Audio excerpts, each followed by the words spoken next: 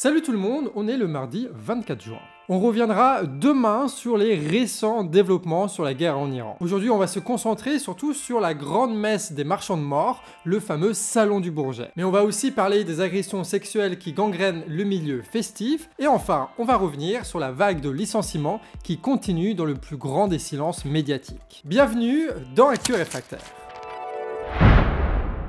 Alors ils ont voulu bloquer la foire mondiale des marchands d'armes et du coup ils sont fait cueillir par la police. Une quarantaine de militants du collectif Guerre à la guerre ont tenté ce week-end de ralentir l'installation du salon Euro-Satori au Bourget en bloquant les accès logistiques pour gêner leur livraison. Fouilles, confiscation de téléphone et garde à vue de 48 heures avec interdiction de séjour dans 93 et même interdiction de se parler entre eux jusqu'à la fin du mois. Il y a même des journalistes de Mediapart et du Média qui ont été arrêtés. Et pendant ce temps-là, dans le salon, des stands israéliens d'entreprises comme Elbit, Raphaël, IAI ou encore Uvision ont recouvert de bâches noires leurs stands pour dissimuler leurs armes offensives. La réalité, c'est que l'État français et les multinationales de l'armement français continuent de commercer avec eux tout en évitant les scandales. Résultat, on vend la guerre, oui, mais sous une bâche. Euro-Satori, c'est la grande messe mondiale de l'armement. Plus de 2000 exposants, 120 000 pros du business militaire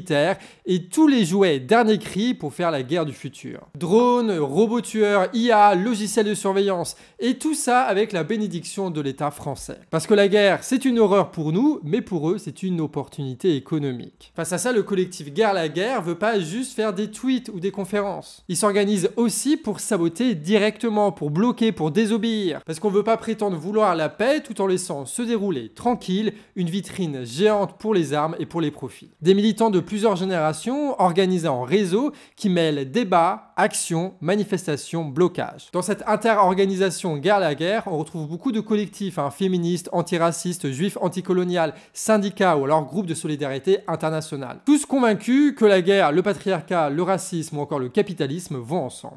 Et qu'il faut donc les combattre ensemble. Mais la mobilisation ne se limite pas à une coalition d'activités. Plus de 4000 personnes ont répondu samedi à l'appel de Guerre à la guerre et du collectif Stop Bourget, défilant à Drancy et Bombigny avec des fumigènes, des slogans, des banderoles et des soutiens qui soient écologistes, féministes, syndicaux ou antiracistes. Ils dénoncent l'impunité des multinationales complices du génocide, la militarisation sociale, la répression des exilés, des femmes, des minorités pour le climat. D'autres collectifs aussi sont passés à l'action, comme par exemple Extinction Rebellion qui a fait un dying au cœur du salon, signifiant les morts du génocide en cours. Le collectif CAMM a repeint rouge champ le siège de l'organisation du salon. Le collectif Tapage a répandu du liquide rouge sur les panneaux et les chemins menant au Bourget. Et le collectif Nena a lâché 123 ballons en hommage aux victimes de Gaza, une façon poétique de dire ballon contre bombe dans le ciel du 9-3. Et c'est pas fini, puisque des centaines de personnes se sont retrouvées le lundi d'après au village anti-guerre pour des débats politiques, des concerts et une préparation pour de prochaines actions. Bref, ce que ça nous apprend, c'est qu'une petite centaine de personnes peut les faire flipper dans un salon, mais qu'à plusieurs millions, on va pouvoir aussi arrêter leur commerce de mort. Bon, hier, on vous parlait déjà des fameux piqueurs, c'est-à-dire les hommes qui sont organisés pour agresser des femmes à la seringue pendant la fête de la musique. Mais après avoir dénoncé ces grands malades, on a voulu un petit peu creuser le sujet. Et on a découvert que 60% des femmes ont été victimes de harcèlement ou d'agression sexuelle en milieu festif. Et un article du journal Street Press recense des témoignages de femmes qui ont subi ces agressions sexuelles, notamment pendant des concerts. Et d'ailleurs, tous les genres musicaux sont concernés, que ce soit le rap, les punks ou les DJ, puisque dans tous ces milieux, tu as des prédateurs qui se glissent dans les fosses à concert. Et ça, c'est parce que la fosse d'un concert, c'est un lieu d'euphorie, mais aussi d'impunité, où les agresseurs sont difficilement repérables dans la foule. Pour rappel, le terme agression sexuelle, ça rappelle tout ce qui est une atteinte sexuelle commise avec violence et contrainte ou menace. Et ça peut être des attouchements, des baisers forcés, des frottements,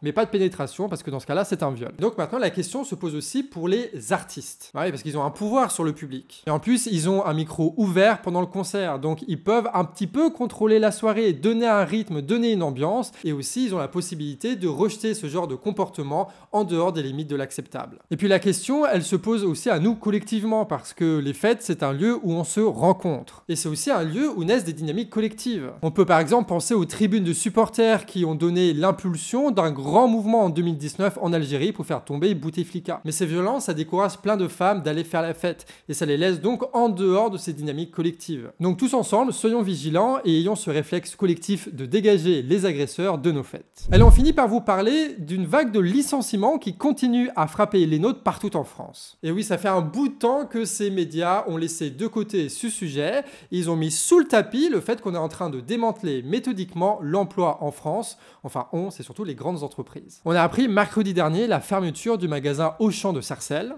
mais aussi la cession à Leclerc du magasin d'Épinay-sur-Seine. En tout, plus de 350 emplois sont menacés. Et à ça viennent s'ajouter à l'immense plan social fin 2024 qui menaçait 2400 emplois. Autre exemple, tu as l'usine chimique de Lubrizol de Rouen qui est frappée. Le 3 mars, sa direction a commencé des soi-disant négociations sur le plan de licenciement. En fait, ces prétendues négociations, elles consistent simplement à réunir les représentants du personnel pour annoncer combien de têtes vont tomber. Et la note est salée puisque en tout, 169 salariés vont être laissés sur le carreau. En février, c'est l'usine d'emballage alimentaire Tetra Pak qui est menacée de liquidation. Ça se trouve dans l'agglomération de Dijon. Pourtant, l'entreprise est largement bénéficiaire, mais pour être encore plus rentable, elle délocalise la production dans d'autres pays européens. En tout, c'est 207 personnes qui vont être jetées au chômage. Résultat, la quasi-totalité des salariés du site se sont rassemblés pour protester le 21 février. D'ailleurs, le même jour, le géant de la chimie Arkema a présenté son projet de prétendue réorganisation de son site de Jarry dans le sud de Grenoble. En tout, 154 emplois sont menacés. Et là aussi, le groupe est bénéficiaire, mais il profite de la fin de son contrat